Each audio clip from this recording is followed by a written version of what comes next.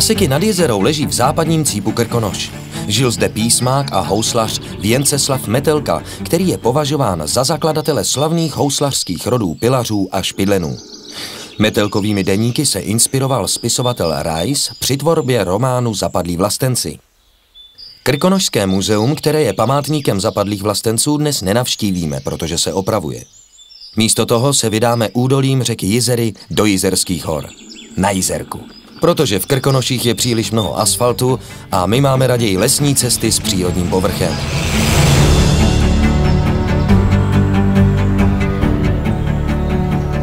Jizerským údolím pojedeme 12 kilometrů téměř po rovině. Skoro celý úsek na Jizerku vede hustým lesem a kromě řeky pod námi potkáme několik horských bystřin, z nichž nejmalebnější je klokotivý potok s četnými peřejemi. I v parném létě je tu chládek a na podzim je potřeba se trochu tepleji obléknout. A vybavit se jídlem, protože restaurací po cestě mnoho nepotkáme.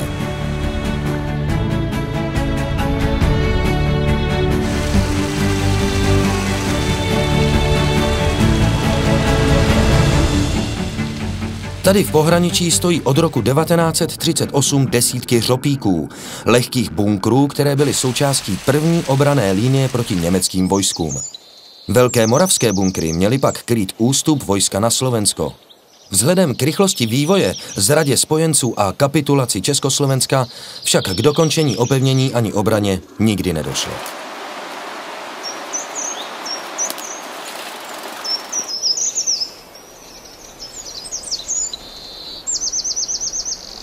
Dolní Kořenov už leží v Jizerkách. Jméno řeky, podle které se Jizerské hory jmenují, je keltského původu. Jizera pramení na svahu Smrku, což je nejvyšší vrchol české části Jizerek. Četná rašeliniště dávají řece typickou hnědou barvu. Jizerské hory tvoří soustava náhorních plošin a proto jsou tak oblíbené cyklisty. Když vyjedete nahoru, čeká vás rovina a na těch pár žulových vrcholů, co tu jsou, cyklisté nesmějí.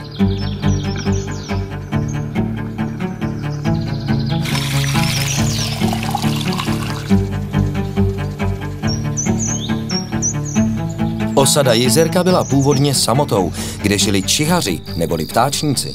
Ti lovili zpěvné ptáky, které pak lidé chovali doma v klíčkách. Takže skřivani, pěnice a slavíci jsou předchůdci andulek a kanárků.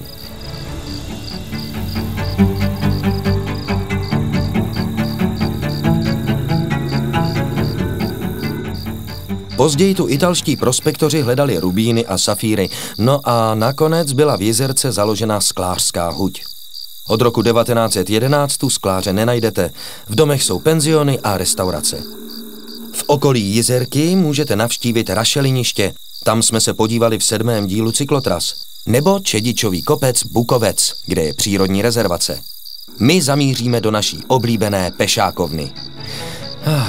Mají zavřeno. Tak se najíme v pyramidě.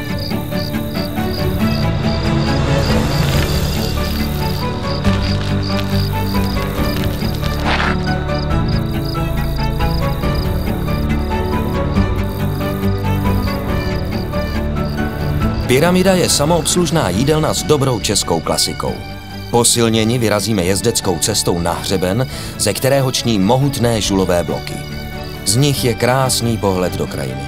V dálce zahlédneme přehradu Souš. Není to poslední vyhlídka dnešního dne, ještě nás čekají 2 rozhledny. A prakticky žádný asfalt, jen lesní cesty a pěšinky.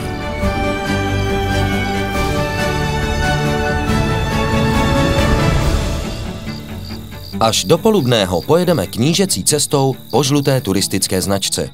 Je to většinou z kopce. Nad Polubným nás z dálky vítá řopík typu A140 s pořadovým číslem 40 2. armádního sboru úseku Ch2.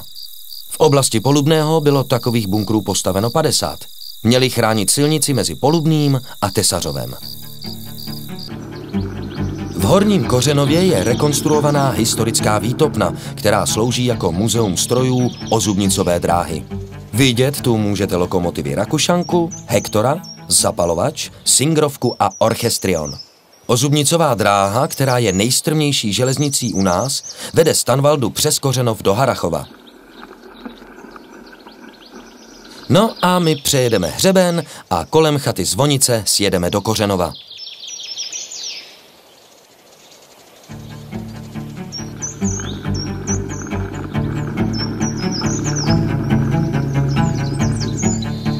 Támhle je rozhledna Štěpánka. Tam máme namířeno.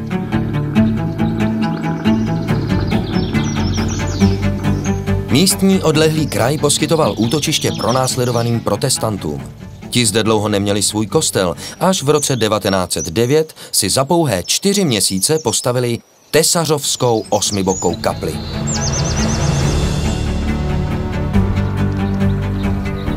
Jinak vlastně vše okolo je Kořenov, který vznikl v roce 1960 sloučením Polubného, Příchovic, Rejdic a Jizerky a svou obří rozlohou 56 km čtverečních je naší největší horskou vesnicí.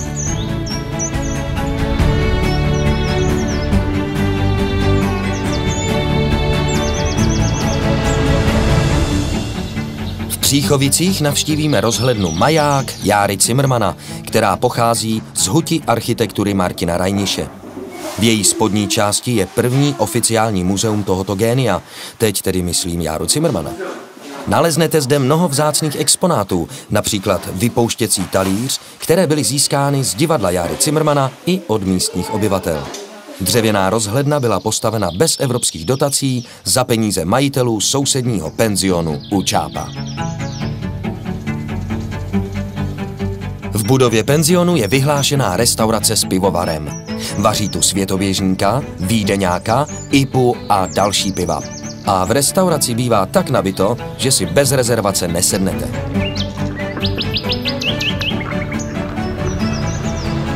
Po dlouhém a strmém stoupání přijedeme ke Štěpánce, rozhledně z roku 1892.